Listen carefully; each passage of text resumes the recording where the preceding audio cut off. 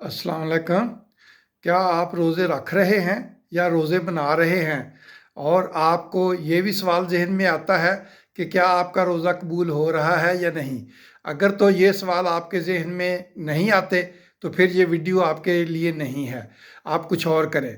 और अगर ये सवाल आपके ज़हन में आते हैं तो इस वीडियो को एंड तक देखिएगा। अब रोज़ा रखने और रोज़ा मनाने में क्या फ़र्क है?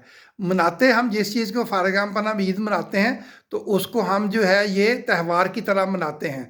उसमें जो है वो खूब खाते पीते हैं और जो है वो अपना जो है वो एंटरटेनमेंट के तौर पे लेते हैं। तो अगर तो आप रोज़े रख रहे हैं तो आपको ये फ़ायदे होने चाहिए। ये देखिए, benefits of fasting for health. इसमें आपका वेट लॉस होना चाहिए, लो ब्लड शुगर, आपकी शुगर जो है वो नॉर्मल हो जाएगी, आपका कोलेस्ट्रॉल जो है वो नीचे आ जाएगा, आपका जिस्म जो है वो डिटॉक्सिफाई हो जाएगा, इसमें जहरीले मादे ख़त्म हो जाएंगे और आपकी जो मेंटल हेल्थ जो है वो बेहतर हो जाएगी। लेकिन अगर आप रोज़े मना रहे हैं तो ये सब कुछ जो है वो रोज़ों के एंड पे उल्ट हो जाएगा, क्योंकि मनाने का मतलब ये है कि आप खूब जो है वो सहरी इफ्तारी जो है वो डट के कर रहे हैं। अब कैसे पता चलेगा कि आपने रोज़े रखे हैं या रोज़े मनाए हैं? तो ये है कि आप जो है वो आज तीसरा रोज़ा है, आज अपना वेट कर लें और जब रोज़े ख़त्म हो तो फिर अपना वेट कर लें। अगर तो आपका वेट जो है वो बड़ा है तो आपने रोज़े मनाए हैं, और अगर आपका वेट जो है वो 2-4 किलो जो है वो कम हो गया है, 5-10 किलो तक भी कम हो सकता है, तो फिर आपने रोज़े रखे हैं, उनके आपको फिर ये सारे फ़ायदे जो हैं ये हासिल होंगे। अब आते हैं दूसरे सवाल की तरफ कि क्या आपके रोज़े जो हैं वो कबूल हो रहे हैं? तो ये देखें, ये सूरह बकरा की आयत नंबर 183 है, जिसमें रोज़े जो हैं वो फ़र्ज़ किए गए हैं।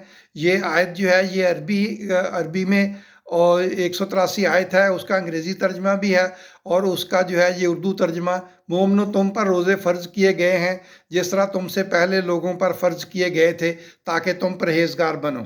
तो इसमें अल्लाह ने रोज़े की गर्ज़ो कायद जो है वो बयान कर दी है कि तुम को जो है वो परहेज़गार बनना है। ये नहीं है कि तुम पहले परहेज़गार थे, तुमने रोज़े रख लिए, नहीं, तुमने रोज़े रखे हैं उसके बाद तुमने परहेज़गार बनना है। यानी कि रोज़े रखने के बाद परहेज़गारी आप में आनी चाहिए, और अगर आपने रोज़े रख लिए हैं, आप परहेज़गार नहीं बने, आप में जो है जो परहेज़गारों वाली जो अल्लाह से डरने वाले लोगों की ख़ुसूसियत है वो पूरी नहीं हुई, तो फिर आपके रोज़े जो हैं वो कबूल नहीं होंगे।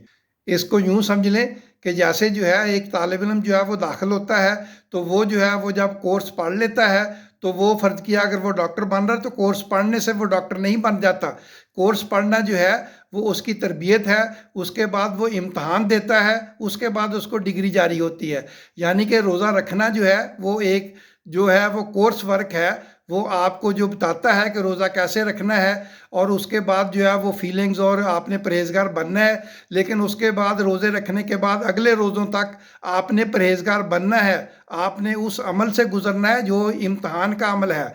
आपने जो है वो अपने ऊपर जो है वो मुसलमानों वाली जो है वो कैफ़ियत तारी करनी है। आपने किसी के साथ ज़्यादती नहीं करनी, झूठ नहीं बोलना।